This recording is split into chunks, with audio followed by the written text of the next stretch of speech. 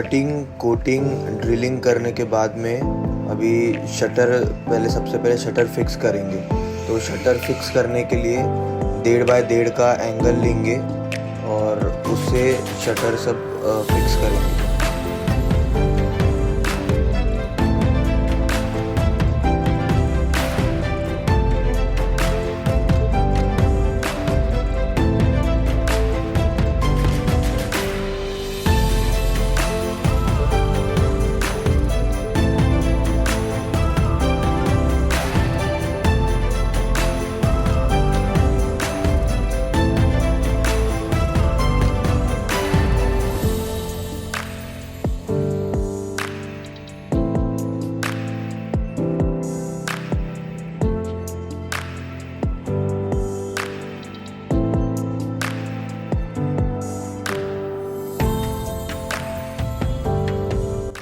सब शटर्स को फिक्स करने के बाद नेक्स्ट स्टेप है ईपीडीएम लगाने का। तो सब फ्रेम के जितने भी टॉप, बॉटम, वर्टिकल और शटर्स सबके अंदर ईपीडीएम लगाया जाएगा। तो ये ईपीडीएम लगाने का प्रोसेस है।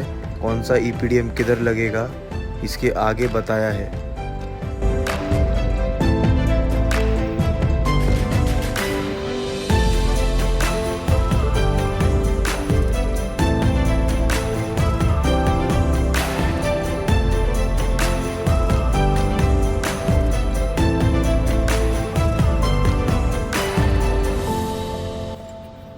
ये वर्टिकल के लिए ये वाला ईपीडीएम है, वर्टिकल और बॉटम के लिए सेम ईपीडीएम लगता है और ये वाले ग्रूव में घुसता है। और फिर ये टॉप के लिए ये वाला ईपीडीएम रहता है।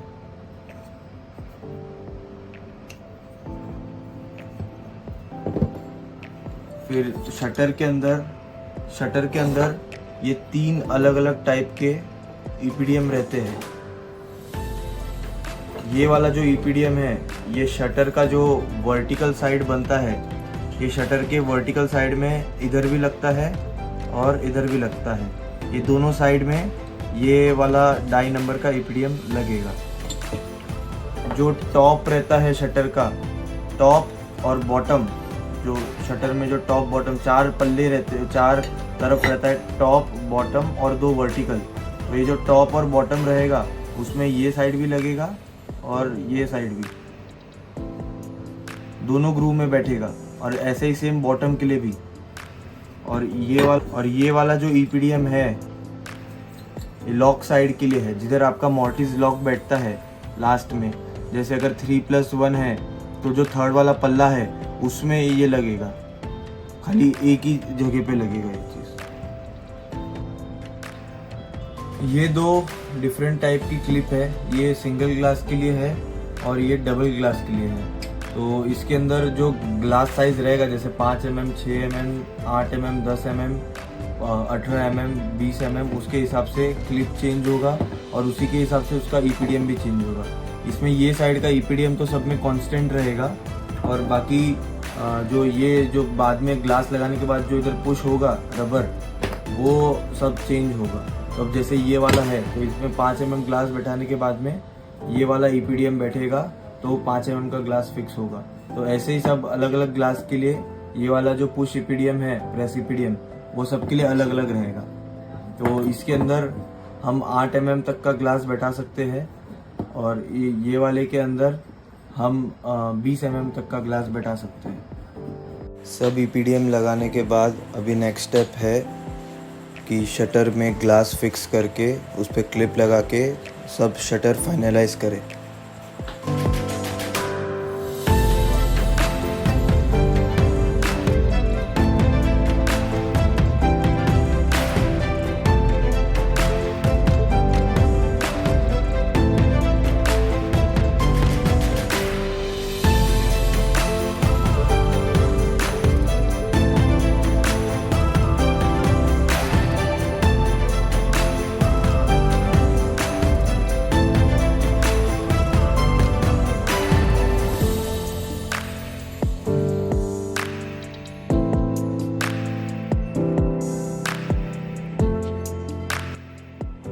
सब शटर फाइनल होने के बाद में अभी नेक्स्ट स्टेप है फ्रेम बनाने का। तो इसके अंदर जो वर्टिकल टॉप और बॉटम है वो सबको अपनी डेडिकेटेड जगह पे फिक्स करना है। और एक ये चीज़ ध्यान रखनी है कि जब ये फ्रेम बनाते वक्त जो टॉप रोलर है वो ध्यान से पहले ही अंदर डाल दीजिए, नहीं तो बाद में वो चीज़ हो नहीं पाएगी। तो आपको वापस पूरा फ्रेम खोल के वापस डालना पड़ेगा वो चीज़। फ्रेम फिट करने के बाद अभी नेक्स्ट स्टेप है फ्रेम के साथ शटर को जॉइन करना। तो उसके लिए सबसे पहले शटर पे हिंजेस लगाना पड़ेगा। तो जितना भी सपोर्टिव हिंजेस और जो हैंडल विथ हिंजेस रहता है वो सब हमें शटर पे पहले लगाना पड़ेगा। तो उसके लिए डिस्टेंस को देखकर 3 या 4 जितना हाइट है आपका शटर का उसके हिसाब से एक डिस्टेंस पे सब हिंजेस लगाइए स्क्रू से और उसको सबको फिक्स कीजिए। कौन सा हिंजेस कहाँ रहेगा ये आपके विंडो के ओरिएंटेशन पे डिपेंड करेगा। तो जैसा ओरिएंटेशन है उसके हिसाब से सब हिंजेस उसकी डेडिकेटेड जगह पे लगाइए। और ये लगाते समय जो EPDM आपने पहले लगाया है वो जितने पार्ट पे हिंजेस आएगा उतने पार्ट पे EPDM को कट करके उसके ऊपर उसके ऊपर ये सपोर्टिव हिंजेस लगाना है।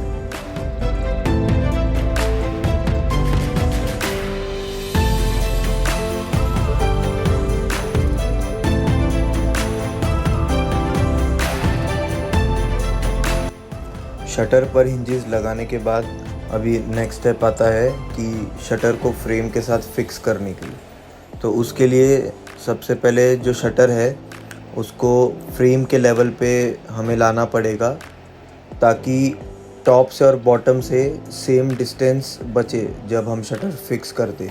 नहीं तो एक तरफ से ज़्यादा गैप बच जाएगा तो उसके थ्रू उधर से डस्ट और वाटर वगैरह सब अंदर की तरफ आएगा।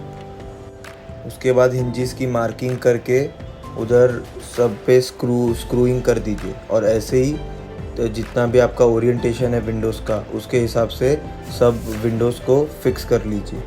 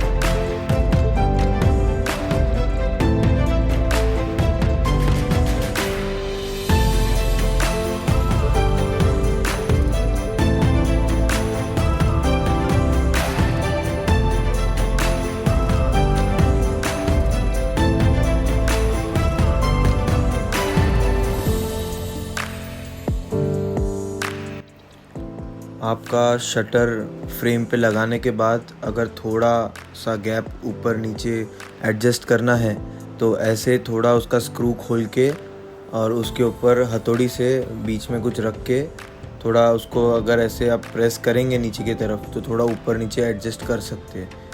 1-2 mm के लिए ये चीज़ कर सकते हैं।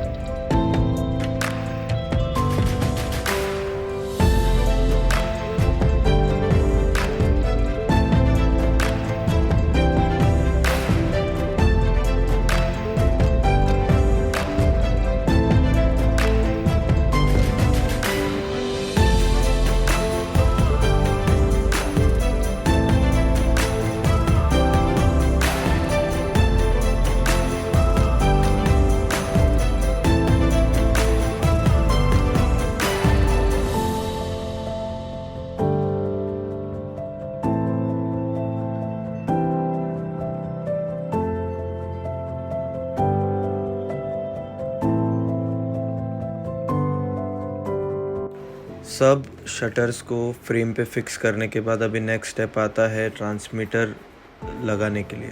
ट्रांसमीटर का यूज़ होता है, वो लॉक करता है आपके दो शटर को 2 पॉइंट्स पे, एक ऊपर और एक नीचे।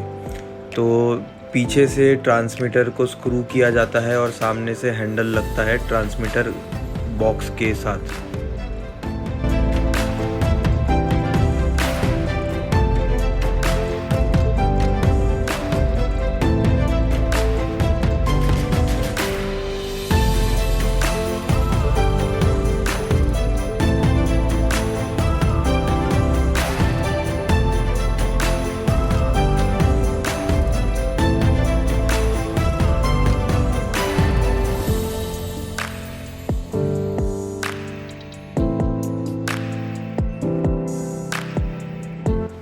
आपका जो साइज़ का विंडो है उसके हिसाब से उसका लेंथ मेजर करके उसके अकॉर्डिंगली आपको ट्रांसमिशन रॉड जो है उसको कट करके उधर स्क्रू करना है। सबका साइज़ डिफरेंट रहेगा तो उसके हिसाब से सबको अपने अपने साइज़ के हिसाब से कट करके उधर लगाना है। जनरली जो ट्रांसमिशन बार रहता है वो 1200 mm का रहता है। किसी किसी का जैसे समझिए 10 फुट का सेक्शन 10 फुट का हाइट है तो उसके लिए फिर उनको अलग से एक और ट्रांसमिशन बार को साथ में जोड़ के उसको स्क्रू करके उसमें लगाना पड़ता है।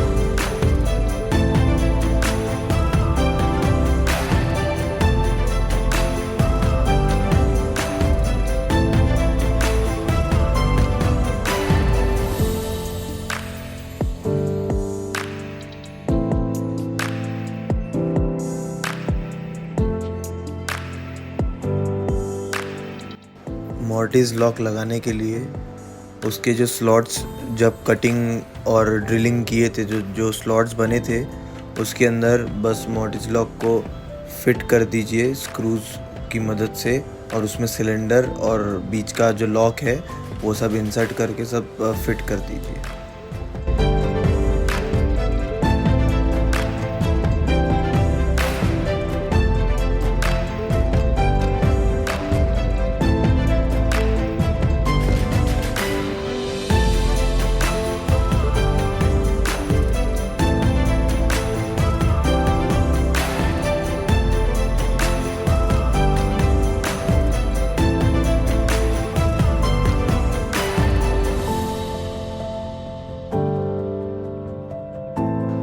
और सामने फ्रेम प्लेट लगाने के लिए स्लॉट बनाना पड़ेगा।